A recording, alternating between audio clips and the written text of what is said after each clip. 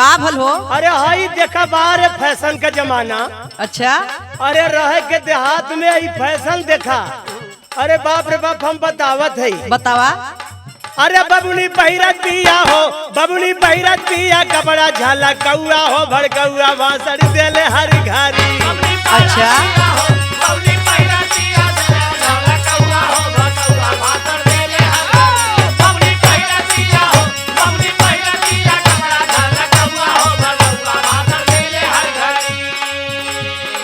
ए बालचरण भैया का हो? देखा हम बताओ छी। देखी मारत बाटे हो, देखी मारत बाटे यही के बेटौआ हो झलकौआ देख जरे हर घड़ी।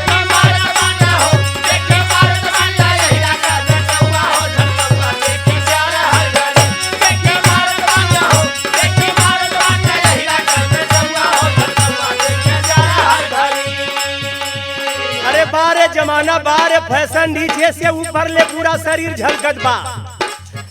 अहिरा हुआ कान का बहिरा साया साड़ी अब तू बहिरा। साया साड़ी का फैशन आजकल ना है। ई मतलब का बहिरा अहिर। अच्छा अहिरा हुआ कान का बहिरा साया साड़ी अब तू बहिरा।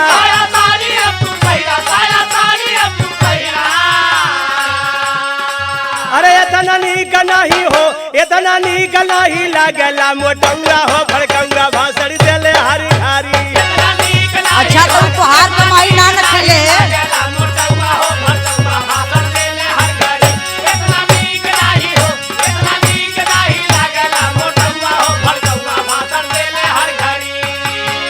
एक हमार बात सुना। का काहे फाटे तोहरी छाती तू तहुआ देखौआ टाटी।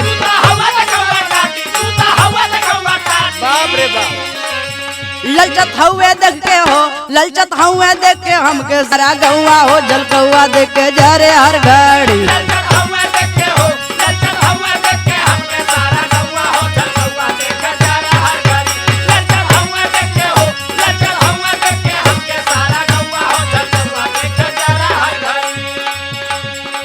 अब फैशन के अलावा हम बाल देखा कौने कट में है।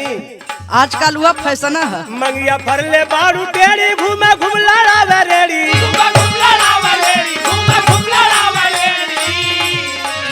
प्यारा करत बारू हो, प्यारा करत बारू सबसे तू देखौआ हो भड़कौआ भाषण देले हर घारी।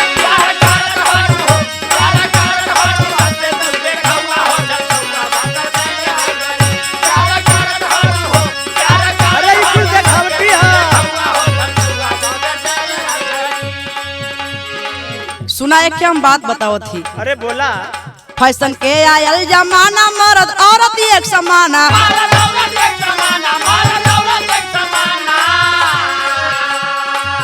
सूट पर ओढ़नी ओढ़ले हो, सूट पर ओढ़नी ओढ़ले है सर कौआ हो झलकौआ देख के जरे हर घड़ी।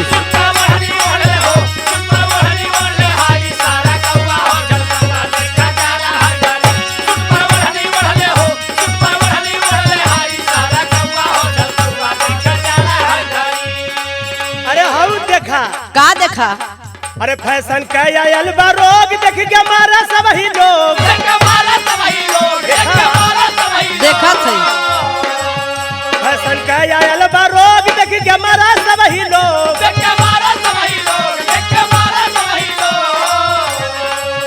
चोली जालीदार हो, चोली जालीदार बिहालू लाखा नौरा हो भड़कौआ भाषण देले हर घारी।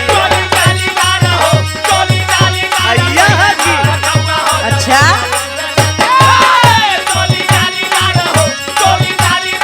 जोन घबराए है। देखिए हमार बात सुना। बोला। चोली कहना होई सट्टाओ में रखली दूगो कट्टा। अरे बाप रे बाप। हाँ। पतरी कामर बाटी हो, पतरी कामर बाटी मोरा लचकौआ हो झलकौआ देख के जरे हर घड़ी।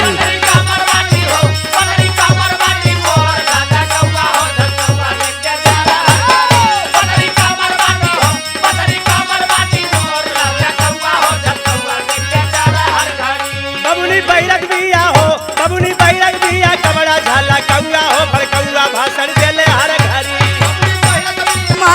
बाटे हो देख के मारत बाटे यहिरा के बेटौआ हो झलकौआ देख के